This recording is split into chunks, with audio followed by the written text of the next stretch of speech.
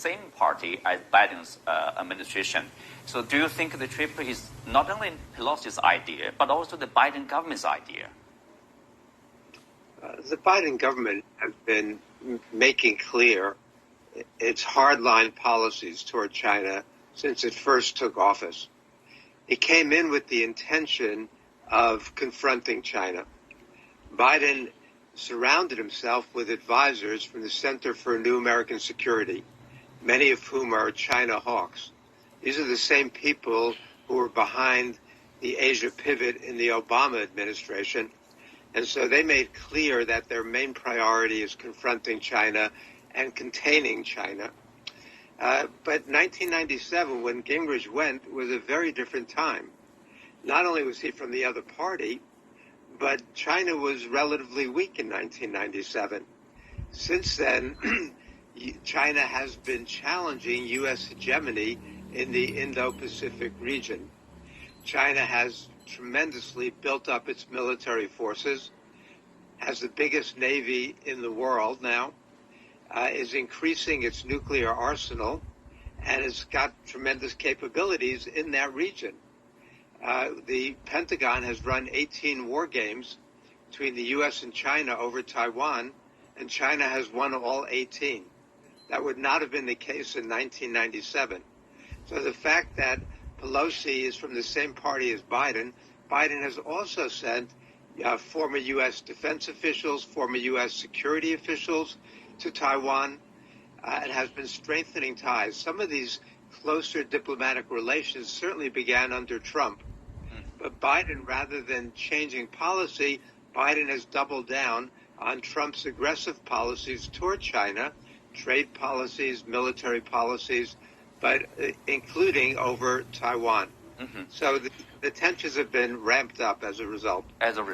So Victor, there's a danger, I think for a lot of people on the mainland that, with the Pelosi's visit, the trip itself could encourage or embolden the pro-independent government in Taiwan. If they declare independence, the mainland will be forced to do something really serious. I don't think that would be in the interest of Taiwan or in the U.S. or in the region. Allow me to make two brief points. One is that regarding the point that our American professor made, I think if there is any hostility between China and the United States, it is not originated or initiated by China. And that hostility is not being reciprocated by China. China does not view the United States as an enemy or as an adversary. China wants to have a good cooperative relations with the United States, and the Chinese people do look at the United States and the American people as those people that we can get along with, we can cooperate for mutual benefit. Now, secondly, I hope American decision makers will not underestimate the wisdom of the Chinese people across the two sides of the Taiwan Strait. I personally believe the Chinese nation on both sides of the Taiwan discussion on India. Well, I will say it one more time to you, Dove. India is going to take care of India. India is going to look after India's interests. And our economy is growing 3 times the pace or 4 times the pace of the American economy.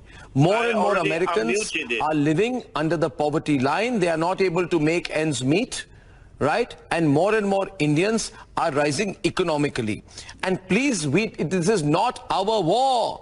Dove, you are the ones with the biolabs in Ukraine. You are the ones, Joe Biden's son was doing all kinds of business in Ukraine. You are vested in Ukraine. You are pushing Ukraine. You are encouraging Ukraine. And yesterday, your president went and said, listen, Zelensky, if you want to give up territory, it's your choice. Listen, Zelensky, if you want to break up your country and give a little bit of it to Russia, it's your choice. You have hung the Ukrainians out to dry, Dove, and how dare you question India all the time? You've hung them out to dry. You're just saying go fight to the last Ukrainian. Over $2.5 billion of assistance. How much have you guys given?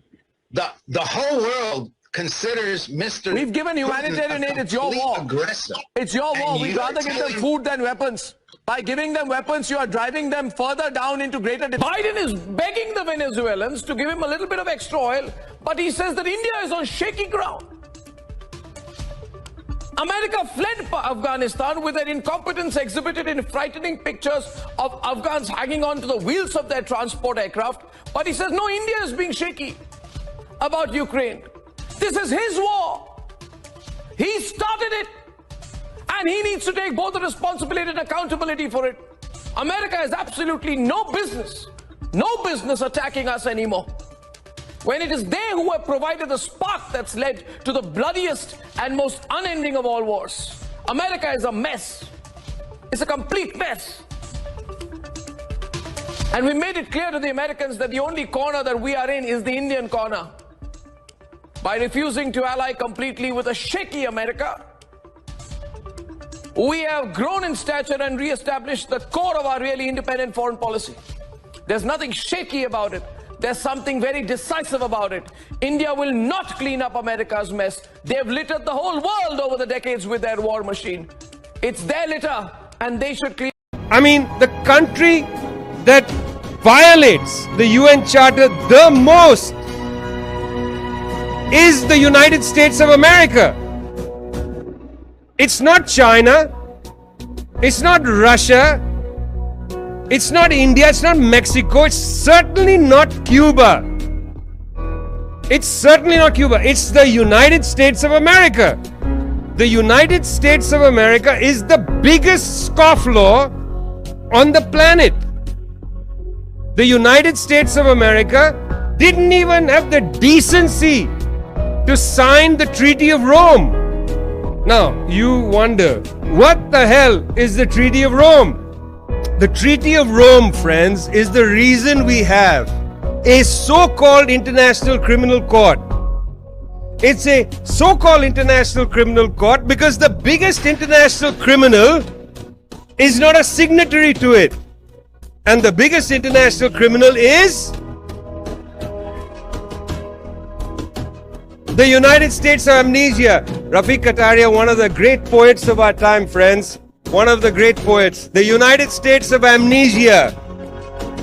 The United States of Amnesia, America, whatever you want to call it, the US, etc., didn't sign the Treaty of Rome, will not allow a file to be opened to investigate US war crimes in Afghanistan and in Iraq. The United States of America cannot have a file opened at the International Criminal Court on its behavior in Afghanistan or Iraq, and Mike Pompeo had the indecency to sanction Special Prosecutor at the ICC Fatih Bensouda and her family. They would not be allowed to get visas.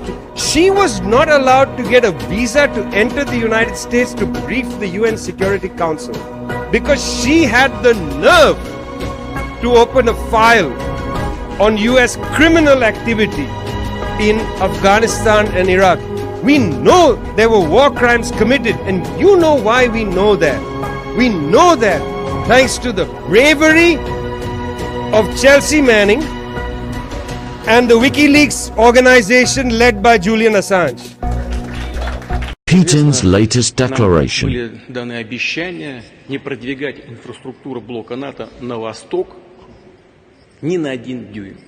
Сегодня мы видим, где находится НАТО. Польша, Румыния, страны Прибалтики.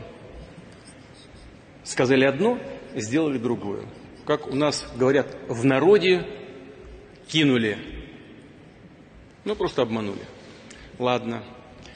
Хорошо. Потом США вышли из договора по противоракетной обороне. Мы долго уговаривали это не делать. Это один из основополагающих, фундаментальных договоров обеспечения безопасности империи. Тем не менее, Соединенные Штаты сделали то, что сделали, вышли. И теперь пусковые установки ПРО находятся в Румынии и в Польше создаются. Скоро будут, наверное, если еще не сделали. А там стоят пусковые установки МК-41, на которые можно устанавливать томагавки. То есть это уже не противоракета, а ударные системы, которые будут покрывать нашу территорию на тысячи километров. Но это разве не угроза для нас? Но мне представляется, что те же Соединенные Штаты не столько заботятся о безопасности Украины, хотя, может быть, и думают об этом, но где-то на втором плане. Но самая главная их задача – сдерживание развития России. Вот в чем дело. В этом смысле сама Украина – это просто инструмент достижения этой цели.